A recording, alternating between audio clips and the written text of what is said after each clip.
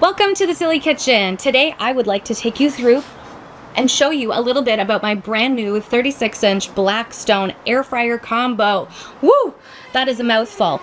So if you've seen the Silly Kitchen before, you already know I love Blackstone. I already have two 22-inch Blackstones, one at the trailer and one that I travel with for camping in my pop-up camper. So I already know that I really like the product. This one just has a ton more to offer. First of all, obviously 36 inches of space, as well as the air fryer addition to it. So I'm gonna show you a little bit about all the little bells and whistles on it first, and then let's get it cleaned, seasoned, and let's get cooking. All right, let's take a tour of this 36-inch Blackstone Griddle with air fryer combo. Very easy to put together, under an hour as long as you take it step by step, but I do recommend teamwork when getting that box onto your deck or wherever you're gonna set it up because it weighed over 200 pounds.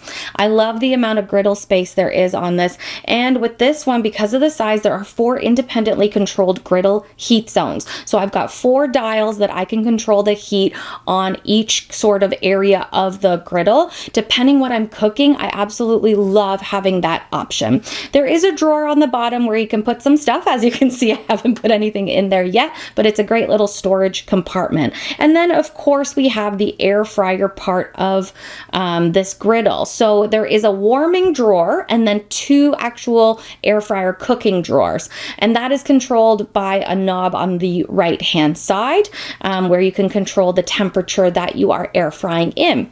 Then back over to the left hand side, that's where the propane hookup is for this one. Now there is a little hook, an area for your propane tank to hang, but I don't know that I'll use that feature. I find it's nice and sturdy just on the ground on the deck there, so I'm not going to really be using that feature. And then I'm going to take you back around to the other side again, and this is where there is an electrical component to this griddle because the air fryer does need a fan to run, so you do need electrical when you are using the air fryer components here.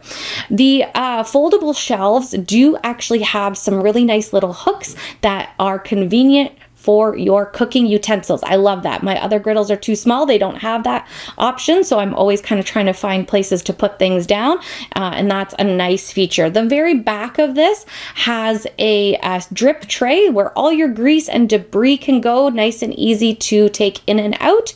And then, of course, we've got the igniter. And also, a pro tip, duh, you need a battery to put into the igniter or it won't light.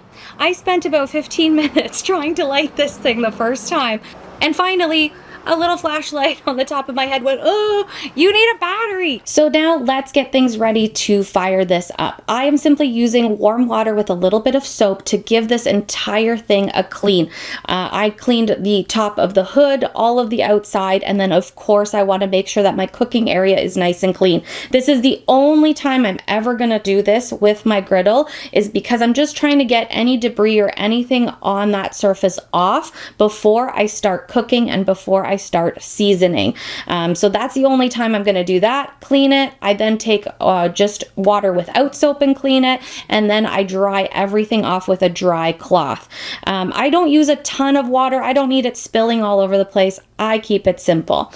To light it, I just hold the ignition button and I turn my knobs from the closest to the ignition all the way to the left. It didn't actually ignite just by turning it on, so I did have to hold the ignition button every time I turned the knob, and that seemed to work perfectly.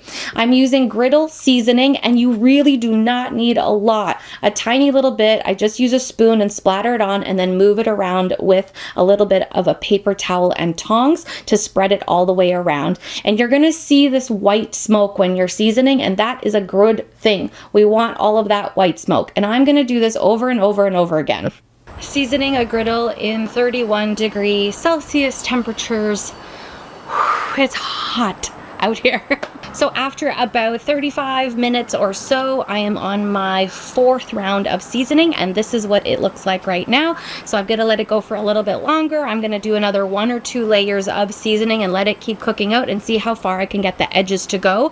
The one thing that I'm not worried about, because this happened with my other 2, is that after the first 5 or 6 seasonings, it may not go all the way to the edges, but as you start cooking and using it more and more and more, you're gonna see that whole griddle area really turn into that nice deep dark color surface. So don't worry about it if you have a little bit of pale edges. It's totally normal. I've done it before, and it does, as you cook, start evening out and, you know, moving into that color that you want.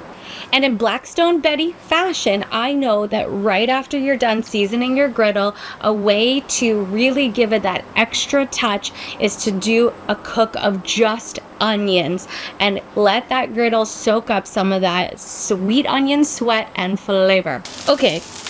This is my first 36-inch Blackstone, so I feel like I should have cut probably 12 onions instead of just the few that I did on there. I think I had 2 really big onions, but I feel like I could have used 6 or 7 to get the entire surface covered with onion.